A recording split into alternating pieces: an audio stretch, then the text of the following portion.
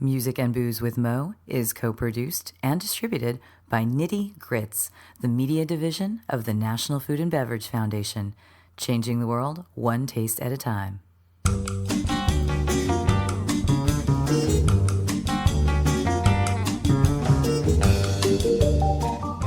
Welcome to Music and Booze with Mo. I'm Mo Herms, and I've worked in the music industry most of my life, so have met some pretty amazing musicians over the years. I also love a good cocktail, and I've encountered some really interesting bartenders as well. It seems that there's a lot of crossover, so when I can, I like to talk to musicians and bartenders about music and booze. Join us at the bar, won't you?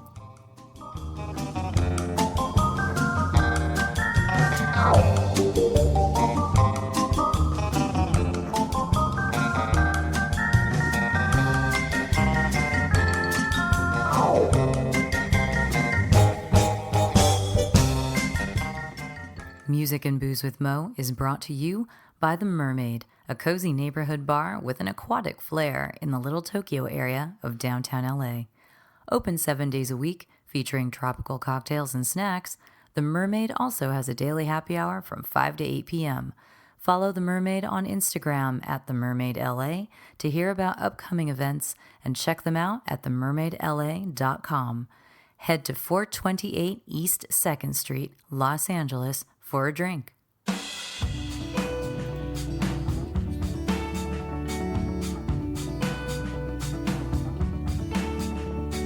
think this place is full of spies. I think they're on to me. Didn't anybody tell you?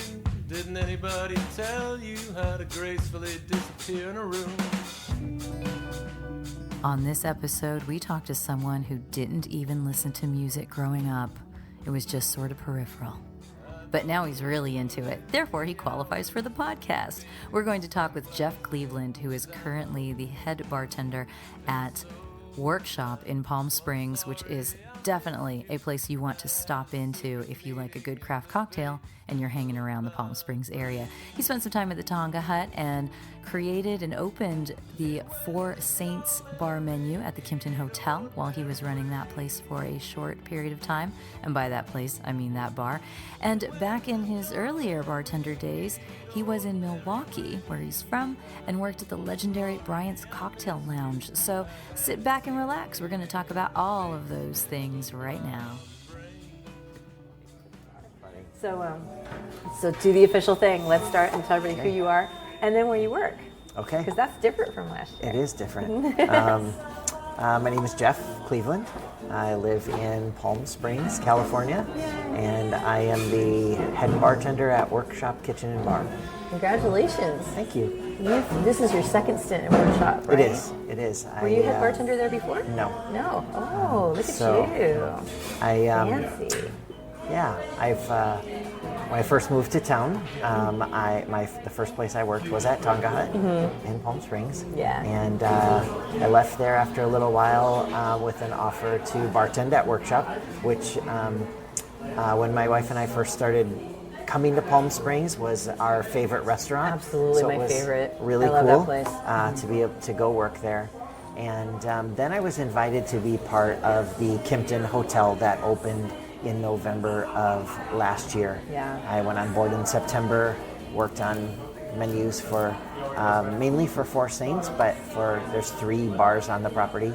You did amazing work there. I remember just being so impressed with your drinks there. It was my first chance to be fully responsible for an entire menu, and I was happy with how it turned out. It was a great experience. Yeah. And then after a year and 3 months or so, I had the opportunity to go back to Workshop, and I took the opportunity, and that's where I am now. I remember your last week at Kimpton.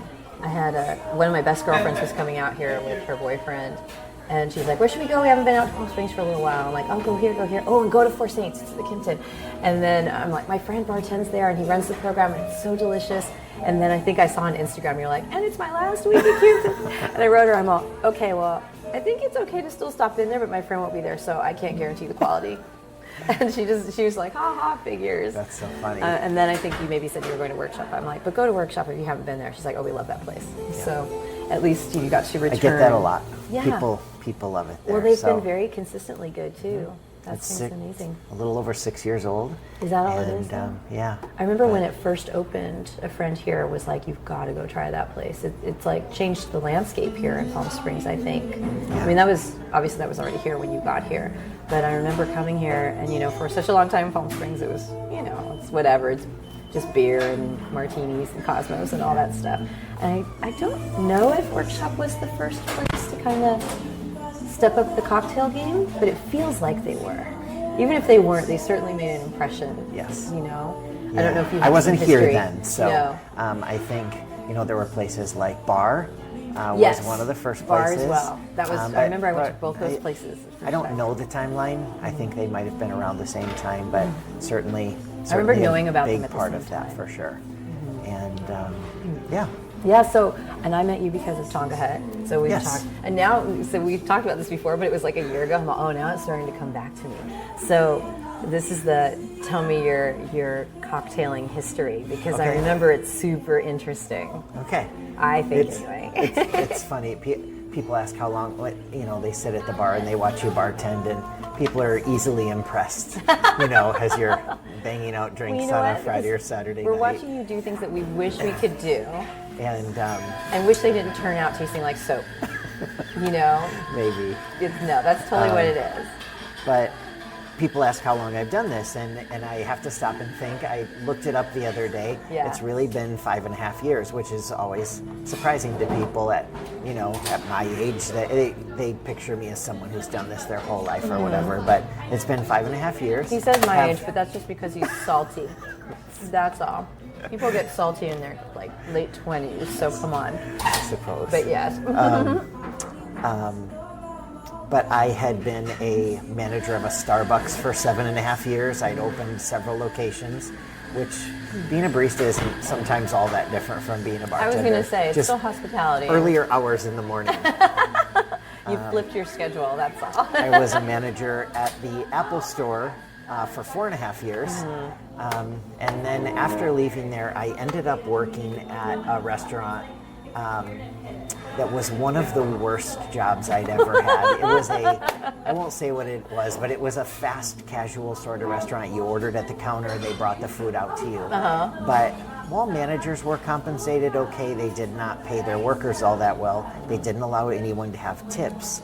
And so really? They didn't attract. Where was this? It's a chain that's all over in the Midwest. So no matter where this chain is, yes. they don't allow tips. The food's interesting, it's fun, but they don't attract very high quality hospitality industry people because they pay so poorly. So my job consisted of babysitting people who were always trying to get away with everything. It was the worst job. And one night, after a particularly trying day, I had to terminate someone for doing some pretty horrible things. Their termination ended with me calling the police because they refused to leave the restaurant. Whoa. They were standing in the dining room yelling and swearing at me that I couldn't fire them. The police had to escort them off the property. So this was my day. And I stopped on the way home at this little bar in Milwaukee that's been there a long time. And I had a cocktail on the way home. I was sitting next to this guy. And we struck up a conversation. He asked about my day, so I told him all the details of this story, and we chatted. You're like, the police were involved in my day.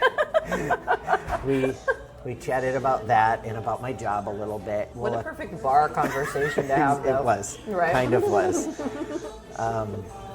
But a couple days later, I got a message on Facebook, and he said, "Hey, I'd like to invite you to have a cup of coffee with me." He said, "I'm the owner of the bar that we were in," and he didn't tell you said, this while you were there. I think I maybe knew. I you were still mean, I thinking don't about remember cops the. and stuff, Yeah, exactly. I don't remember all the details, but I didn't know him well at all. That night was most likely the first night I'd ever chatted with him, if I knew who he was. And he said, I'm having some health issues. I need to hire someone to help manage my bar when I can't be there. And he said, I liked some of the ways that you talked about things, but I've never had a manager. Just wanted to ask you some questions about it. Oh, wow. And I did not guess that this was an interview at this point. The way he worded it, I thought he was going to pick my brain about whatever. And you're a nice person, so. We finished that first conversation over coffee, and he said, I still have more questions. I know we both need to go, but maybe we could have lunch sometime. And it wasn't until I got home that I thought, this might be more than him just asking me for advice. I wonder if he's interested in me. Well, halfway through the lunch, I realized that this was an interview, and I just wasn't picking up on that earlier. I think he was also the kind of person who didn't want to propose that he could just pluck someone out of another job. Yeah. And so you were both really nice people. So, yes, we were similar that way. So the end of our second meeting, I could tell that was the case, and I said, listen, I this is something I've never done before. I'm beginning the idea that you might be interested in me for this, and I said, if that's the case, I would be interested in exploring this. And he said, okay. He said, good, I'm glad to hear that. He said, why don't you give me some time to think about what my offer might be in this situation, and then we'll chat. Well, he came back and he said, I'd like to offer you this position, but it does not make sense for me to have someone in this business as a manager for 40 hours a week. There's just times that it's not busy enough to need someone there bartending and doing this. So I'd like to offer you the position on the condition that you can learn to bartend. He said, if you can learn to bartend, the job is yours. If you can't, though, we're going to have to go our separate ways because this wouldn't work. Yeah. So no pressure. Yeah, right? So I showed up. He told the people that worked there that he was hiring me as a bartender, but that I had no experience and they were going to need to train me. Still not sure. What's going to happen. I'm glad I was trained by the one person I was, because I think there's a couple other people there who might not have been so gracious to me in that scenario. Right. But she was great. She was patient, and evidently it worked out because I got the job. So yeah, right. But this so you got the job you evidently have really taken to bartending. So this is a place that if you ever find yourself in Milwaukee, Wisconsin, you have to go. It's called Brian's Cocktail Lounge. It's the oldest cocktail lounge in Wisconsin. Been there since 1938. And then in, I think it was 1971, there was a fire and the place burned to the ground. Like many bars in Milwaukee, this is in what used to be a house. The original owner lived upstairs. When you drive up, you look like you're approaching a big house. But it burned to the ground. It was rebuilt in 1971. The only thing that survived were the 2 cash registers, which are still there today and in use. Wow. But this place is completely stuck in 1971. Nothing has changed about it. Anything that's had to be changed was done very authentically to the time. Can you imagine if it had never burnt down, it would be stuck in 1938? Yeah. Which is amazing. That would have been even maybe more challenging to work behind. Yeah, I'm sure. Yes. Has the owner, has it been in his family or? No. So he was the third owner. Okay. He purchased it, and he is now the owner of probably the 3 most historical bars, or 3 of the most historical bars in Milwaukee. One is a jazz club, and then another, someone who used to work at Brian's Cocktail Lounge left and opened their own place. He just recently became the owner of that place, so he now owns 3 really historical bars in Milwaukee, all 3 of which it is his goal to not move them forward, but to keep them as the landmarks that they are. That's amazing. Which is cool. And when you were there, you learned to cocktail there, or you learned to bartend there, but I seem to remember you telling me that this place had a really crazy program. So, it wasn't just regular bartending. I mean, it was the original owner's idea that people get prejudiced by what they read on a menu, and they order things that they think they like. The and original they're afraid, owner from 1938. Yes, that they're afraid to try new things. Supposedly, this guy also did that thing that some old-time tiki people did, and he wrapped bottles so people couldn't even tell what was going in their drinks. Oh, wow. So the way that it works is you go sit down and you're interviewed by the bartender or a cocktail server who asks you what you're in the mood for, what flavors, what ingredients do you like or not like, and then they select a drink for you. I think at this point in time there are over 700 recipes in the Rolodex behind the bar. So how could they train you exactly? I mean, with something like this. Well, you tried as much as you can to learn as many drinks as possible, but what drink you were offered could often be dependent by who took your order. Yeah. Because certainly nobody that worked there was at any given time going to be able to think of one of 700 drinks, but I had my favorites or the way that I interpreted what a guest asked for to be this drink, and the next bartender down the line, you might say the same thing to him and get a completely different drink, but I think that was, for a lot of people, part of the charm of that place. Well, that's the ultimate bartender special kind Yes. of idea, Oh. you know, because anytime, I always assume I go into a bar and, you know, I think you hear people, oh, how about like an old fashioned but with a twist? You know, people always ask for kind of the same thing. Yes. You know, oh, I like this. So like my thing, I'm always like, can I have something mezcal but not spicy? Can you do that? I've heard you say that before. See? There you go. That's usually how it's work. And mezcal, but not spicy. Or tequila, not spicy. And I assume that a bartender who's back there has a go-to for that. You know, they're like, oh, there are these 3 drinks at this booth. It's just not on the menu, or it's something I make all the time on my own little thing. As opposed to the majority of people who think we're inventing something on the spot, which Totally, we're yeah. probably not doing. Probably but- not, you know, and that's fine. It's like, I just can't think of something right now, and I'm sure you've got something in your pocket. And that's totally fine. But it's nice to think you go in there and you are making something special for me because it's not on the menu.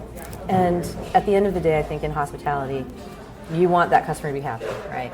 So it's kind of neat to think that this whole bar was built on bartender special, you know, more or less. Exactly. And it makes sense that people would remember certain drinks, like you would remember certain drinks. We could probably talk about this place all day, but the last I know, thing, right? the last thing I'll say, I think we maybe did last time. That's what I think we did talk The, about a lot because it's just I really need to get to know why. One of the most fascinating things about the place is they have, my numbers are going to be wrong here, but I'm going to guess and say 60 drinks served in a hurricane glass that look like hurricane style drinks that have all kinds of different flavors. They're blended with crushed ice. And then they have a large amount of ice cream drinks that are made in blenders.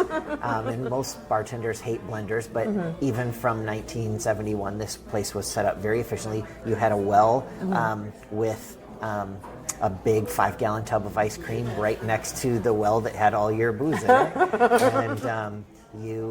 And people would come in and do the same thing. They'd say, I'm in the mood for this, or I want an ice cream drink that tastes like this. And, you know, there were tons of drinks. This is the bar where the pink squirrel was invented. Pink squirrel? Squirrel. The pink squirrel. What's the pink squirrel? So it's a nutty, It sounds like the delicious 70s. ice cream drink, exactly.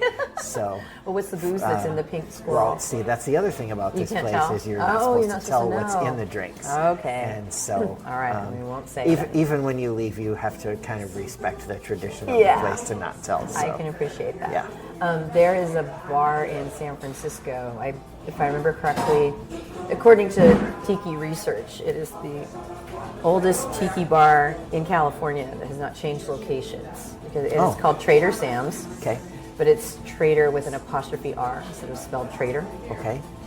It's in the inner Richmond in San Francisco, and basically, if you go in there now, it's a dive bar, right? And it used to be this like total like Filipino gangster hangout for a really long time too.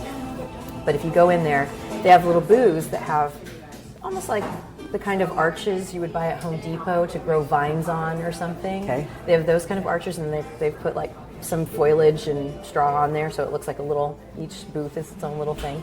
And they're named, one's like Kauai and all that. But when you look at the menu, the drink they're most known for is some kind of like chocolate milk vanilla ice cream with like vodka in it drink. Okay. I'm sure it's got cow in the title somewhere or moo.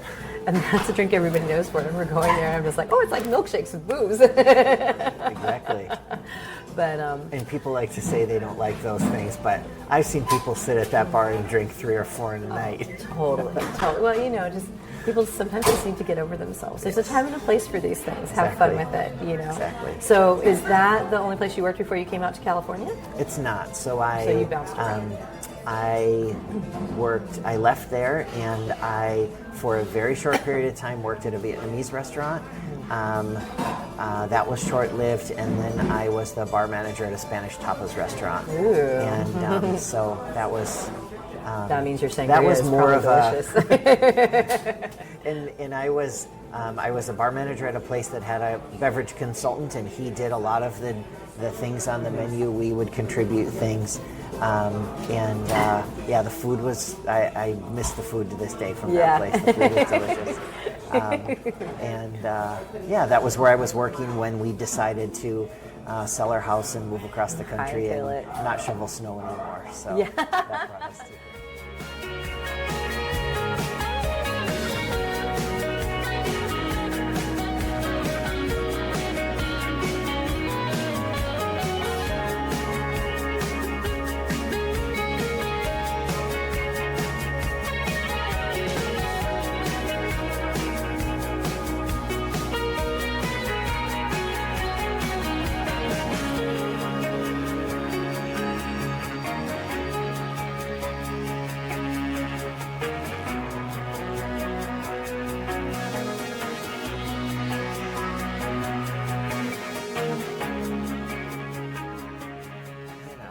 So actually, I had a question for you about the Kimpton stuff, because that was the first time it was all yours. But it's still a hotel thing, so you didn't get to play the music there, right?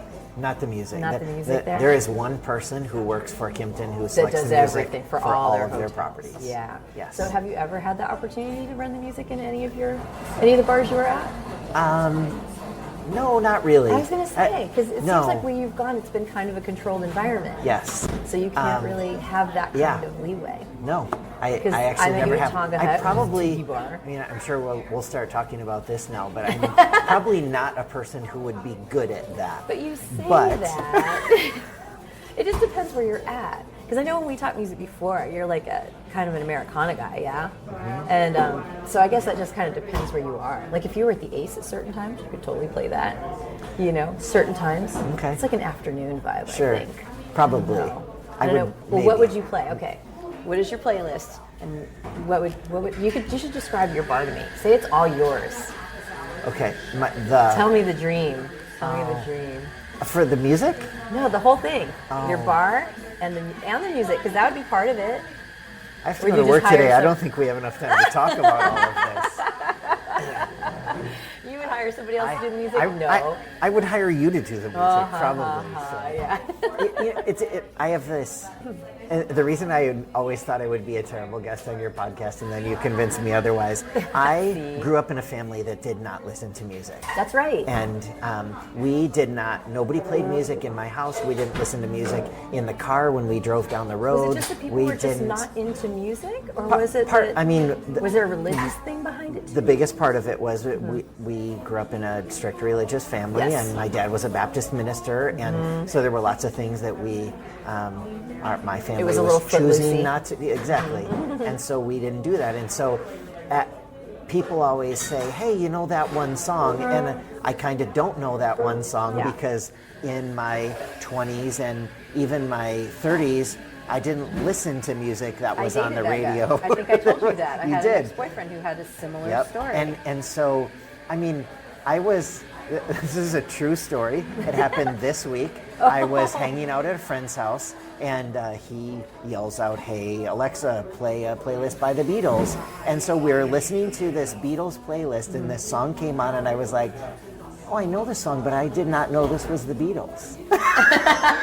And that seems probably so ridiculous to most people, but I never really listened to music when everybody was listening to that, and so that's been true for probably more of my life than it's not been true. But you've made up for it. And I've made up for it, and I would say I love music.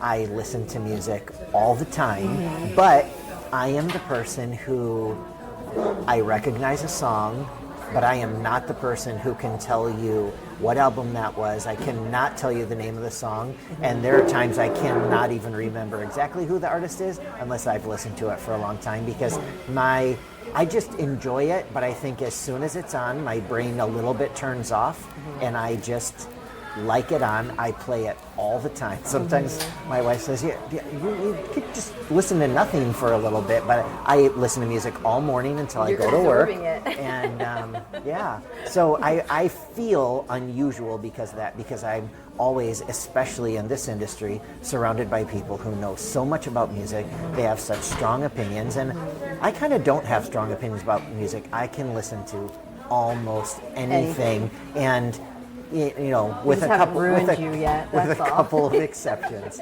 So that's okay. Well, you say that. So that does not mean though, because you're also your hospitality game is totally on point, and you've worked in these places where hospitality is.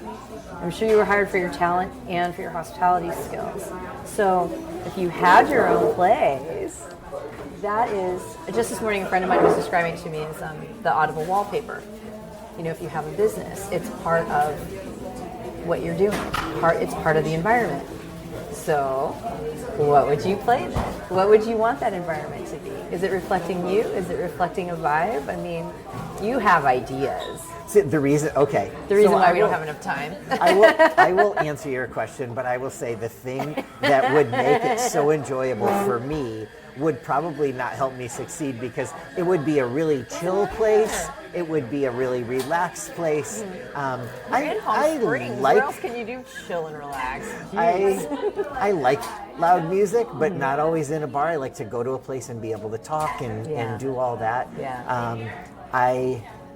I don't know. I think the playlist in my bar would actually be sort of like the playlist is at Workshop, which I had nothing to do with, but you enjoy. I do enjoy it, and so it has music. Exactly. It has music like The National and The War on Drugs, who I know that you don't like as much as I do. You like them much more than I do. I don't hate them. They just don't do it for me the way they do for a lot of people. But that's fine. Have you seen them in a show since I've talked to you? No. I saw them play live, and that was a really, really I've great heard they're show. great. They're great. I've heard they're great.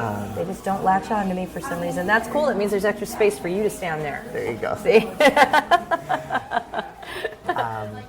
But it is that kind of music that's fun and not always the music that you have to listen to super loud and to enjoy. Some of the stuff that you've told me you like and everything like tips into that kind of Americana thing, but it also tips into a bit of a stoner Americana thing. Sometimes. Not The National. Those guys are drunks. I don't know if you've ever seen them live. I have not. But you may have heard this about them. Yes. Just severe alcoholics, but fun ones apparently. From what I understand. In fact, the National, they're like addicted to the show Bob's Burgers, which I don't know if you've ever seen that TV show or not. I know of it, but they've done music for it. Like they've done special songs just for Bob's Burgers, like silly songs singing about turkey and gravy and stuff, things like that. But it's that guy. He's like the turkeys and the singing with that voice, right? But it's interesting to me that some of the stuff that you've talked about and thrown out there are like if you had your chill vibe bar, and like you would have like probably Ace Hotel people, because you'd have these like bohemian kids. I haven't spent enough time at the Ace Hotel to know what you mean by that. Well, so basically over at the one here in Palm Springs, that's like where the Coachella kids go. Okay. They've got the floppy hats and the pretty bohemian 70s dresses and that kind of thing. So it's interesting because they'd probably gravitate to that kind of music, and everything. I think it would be great. It'd be wonderful. You're so nice. You're so nice. But you know what? You never know. And I think this is a good place to do something like that. Either here or like, I don't know, Santa Monica. Which would so not be chill. That's true. So that's true. So you have obviously never, so I like to ask people if they've named cocktails after songs or anything. I'm guessing you probably haven't, or have you? That is something, that's my fallback trick. If I cannot come up with a name for something, I'm not unique to this, but Oh no, I know a lot of bartenders pull these things up. People really, it's way harder to name a drink than it is to create a drink for me. And I always try to make there be some logical connection to the name of the drink, to the drink. I research the country where the ingredients are from, or names are hard. Naming is tough, man. And when I reach a point where I say, okay, this is futile, I'm not going to find any real connection to what's in this drink. What are some of the songs that I've really enjoyed listening to, and does this song have a good fit or feel with this drink? And then I'll just name it after a song. And then it has nothing to do with it other than I made this drink at a time when I like this song, and I feel like you could listen to this song while you enjoy this drink. Do you remember any of those off the top of your head? Since I'm sure they come and go. It's been a while since I've named a drink. Well, that leads me to... I put a drink with no alcohol. I always try to have drinks that don't have alcohol in them on the menu. And I had one of the last ones I made. My brain just went blank. I thought of it, I started describing it, and I forgot. Well, let me ask you about mocktails then, because I... Clean Living. Clean Living was the name of the drink? Was the name of the drink. Nice. So. Well, a friend of mine just wrote a book called Clean and Dirty Drinking, I think is the I've seen the book, or I Yeah. know of the book. I haven't looked at it. And she basically, on each page, she has a cocktail and then the mocktail that goes with it.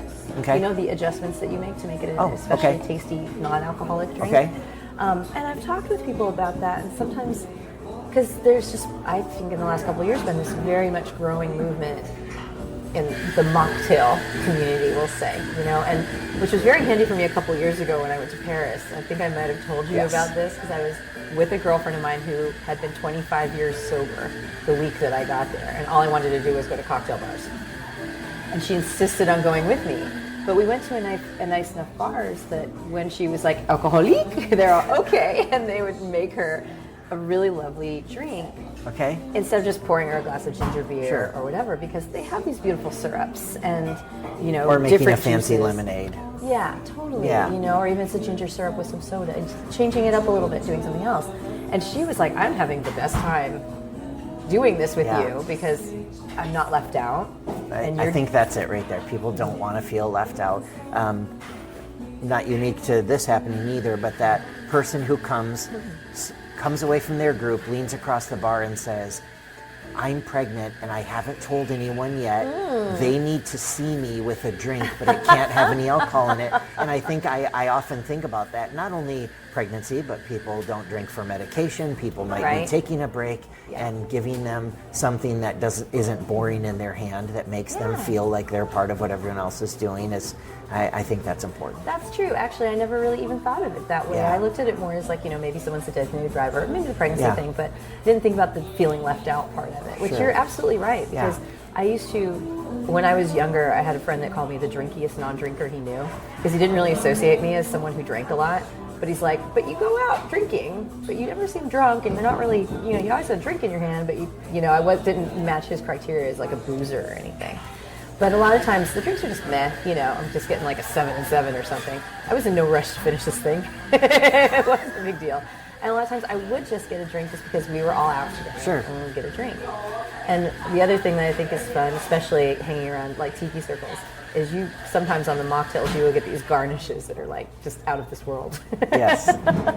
So you really get the treat and everything. For sure. Mm-hmm. So you guys at Workshop, are you offering some mocktails here and there? So we put things like we that have on the menu? we have a couple of things.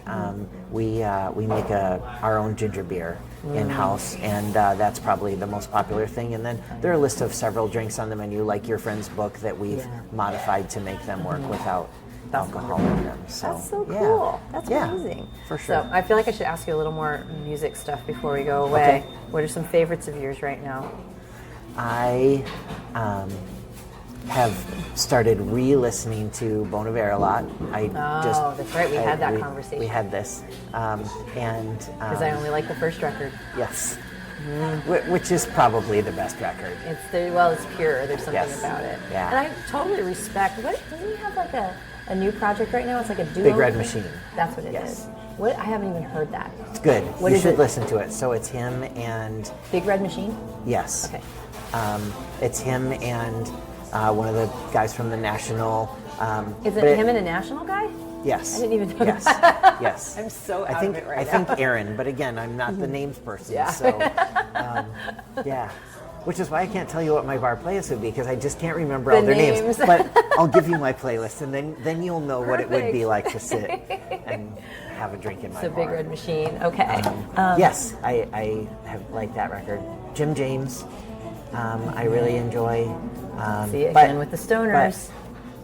Which I don't is know weird about because Bon I Jovi. am I know the you're farthest not. person I in the know world you from are. that. But That's why it cracks me up that you love that stuff. But I mean, I'm joking around. They're just, it's not really stoner music. It just caters to a crowd that tends to smoke some weed. Because I don't smoke.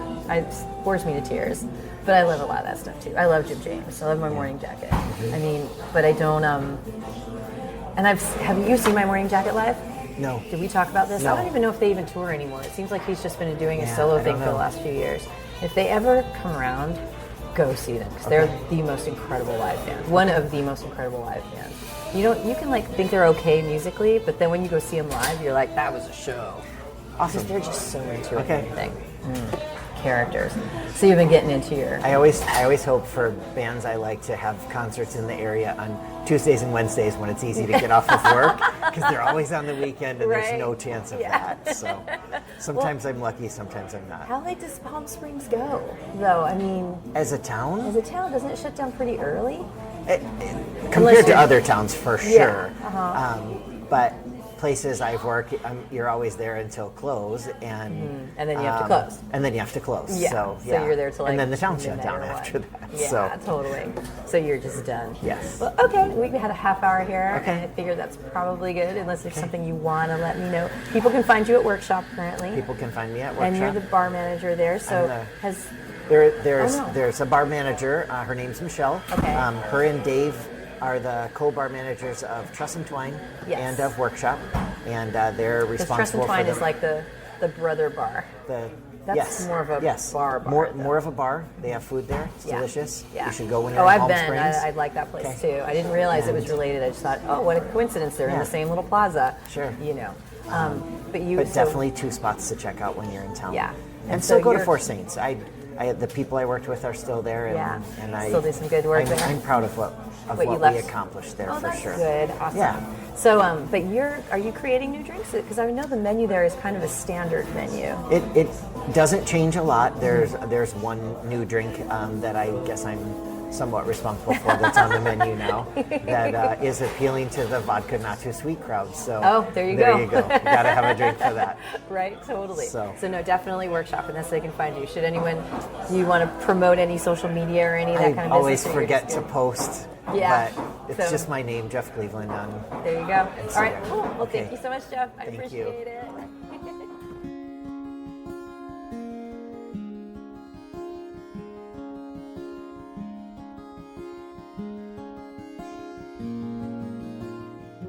And there you have it, Jeff Cleveland on Instagram, and go check out his work at Workshop in Palm Springs if you find yourself in that part of the world.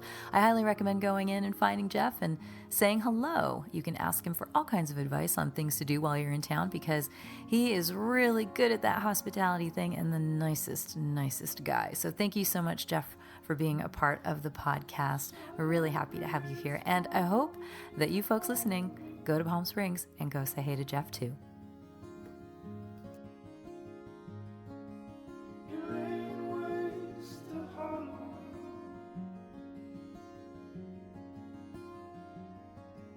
You fucked it, friend, it's on its head, it struck the street.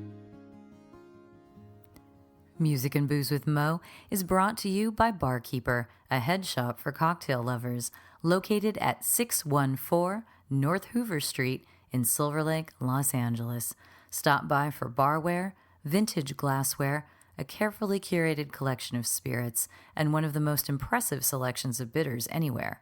Follow them on Instagram and Facebook for information regarding spirits tastings. That's barkeepersilverlake.com, and also in the Virgil Village neighborhood of Silver Lake, Los Angeles. Thanks for tuning in to our barroom chats on Music and Booze with Mo. For more info about today's guests and our Spotify playlist, check out my Facebook page, Mo Herms. Please subscribe to the podcast and feel free to tell all your friends about it. Lower your expectations and join us at the bar. Till next time, cheers.